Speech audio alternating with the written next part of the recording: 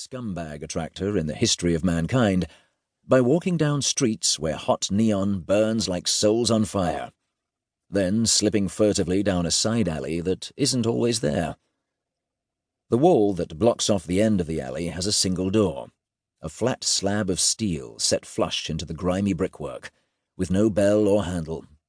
If you're the right sort, the door will open for you, and if you aren't, it's open to bribes. Above the door, a small but dignified neon sign spells out the name of the place in ancient Sanskrit. Strangefellows has never felt the need to advertise.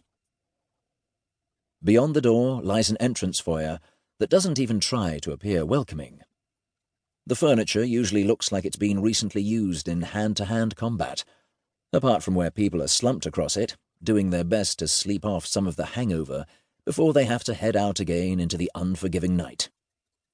The precious Persian rugs are soaked with old blood and other less reputable stains. The walls are covered in obscene murals by any number of old masters. The air is heavy with the smell of excitement, opportunity, and all the more dangerous kinds of sex. Music beats on the air like the heartbeat of a possessed teenager, calling you on. And if you've got this far, you probably feel like you've come home. A metal stairway leads down into the bar itself, so everyone can hear you arrive. It's not paranoia when people really do want to hunt you down and stick your head on a spike. And in the wide, stone-walled pit at the bottom of the stairs, the bar's patrons gather to drink and carouse, plot their angry schemes against an uncaring world, and slip a knife between the ribs of their best friend. The atmosphere in Strangefellows can best be described as determinedly non-judgmental. Anyone can get in, though getting out can sometimes be a problem. The sign at the bottom of the stairs reads, "Abandon all hope." Anywhere else, this would be a joke. To get to the long wooden bar at the far end of the room, you have to respectfully negotiate a maze of tightly packed tables and chairs, cheerfully mismatched because they're always being smashed in some dispute or another. Strangefellows is a boisterous kind of place, and its clientele wouldn't have it any other way.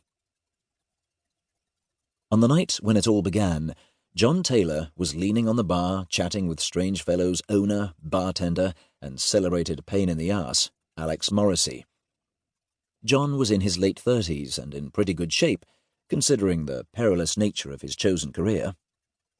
Back when he was the Nightside's only private eye, he used to wear a heavy white trench coat, because it helped to reassure his clients if he looked the part, the last of the knights-errant, in tarnished white armour. Now he was Walker, and needed everyone to believe he was the man in charge. He wore a perfectly cut suit of neutral grey, a rich burgundy waistcoat, and a bowler hat.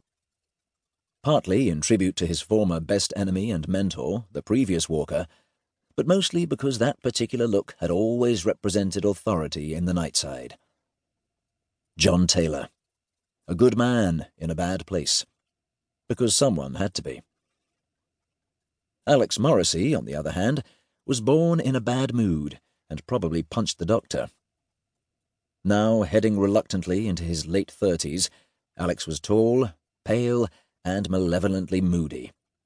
He acted like the whole world was out to get him, because he honestly believed it was. His permanent scowl had etched a deep notch above his nose, and on the rare occasions when he did smile, it usually meant someone was about to have a really bad day.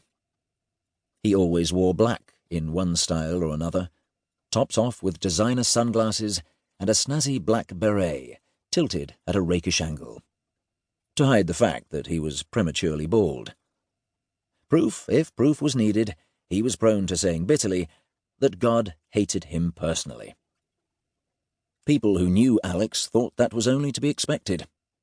Wiser customers counted their change carefully and avoided the bar snacks. "It's surprisingly quiet tonight," said John Taylor. "Perhaps I can get some important lounging around done without being interrupted for a change." "Want to try one of our special offers?" said Alex.